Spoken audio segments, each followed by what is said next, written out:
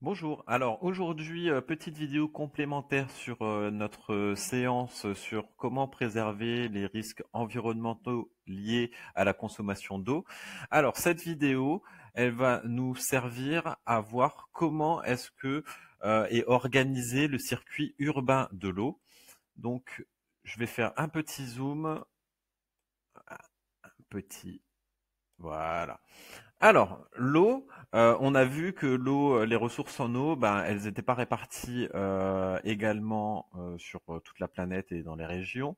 Et seulement moins de 1% de l'eau mondiale est disponible pour être traitée et rendue potable pour la consommation humaine.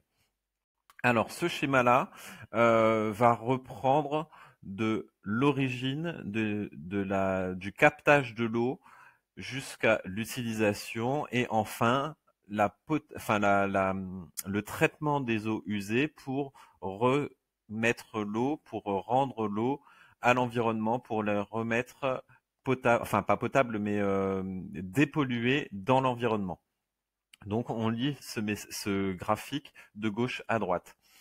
Alors, au niveau des captages, donc on a deux types de captage en général, soit le captage dans des nappes phréatiques ou soit dans des cours d'eau, donc c'est l'eau de surface. Donc on va puiser cette eau-là. En Guadeloupe, sur la basse terre, on va capter plus des eaux de surface. Sur la grande terre, on va faire quelques captages dans des nappes phréatiques.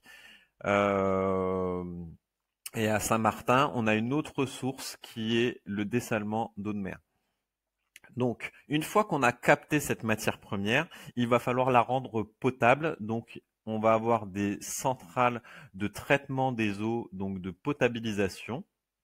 Donc des usines clairement qui rendent l'eau potable. Donc on a vu qu'il y a tout un tas de critères qui soient biologiques, physiques, chimiques ou organoleptiques. Donc là, le travail des usines, c'est rendre l'eau potable selon ces 200 et quelques critères. Ensuite, cette eau potable, elle va être mise en zone tampon dans des citernes d'eau, dans des châteaux d'eau. Donc l'objectif de ces châteaux d'eau va être de mettre en stock donc par gravité. Donc on va faire monter l'eau avec des pompes pendant les heures creuses où l'énergie va coûter moins cher. Donc on va mettre de l'eau en hauteur qui après va descendre par gravité dans les réseaux. Et ça permet en fait de faire un stock tampon d'eau et de faire des économies d'énergie pour pouvoir mettre de l'eau en stock pendant la nuit, pendant les heures creuses et pendant la journée pour pouvoir alimenter le réseau urbain. Donc ensuite, une fois qu'on a un stock d'eau disponible, il va servir à alimenter donc les canalisations, donc l'eau qu'on va retrouver au robinet, donc que ce soit pour l'agriculture, pour les entreprises, les usines, les sites industriels ou la zone urbaine. Donc après l'utilisation, on va avoir donc au robinet, on a de l'eau potable et après l'utilisation, donc dans les canalisations d'eau usée, donc dans les siphons, dans les chasses d'eau de toilette, etc. Donc on se retrouve avec de l'eau usée, donc de l'eau qui n'est plus saine à être redonnée dans l'environnement. Donc il va falloir traiter, collecter cette eau usée.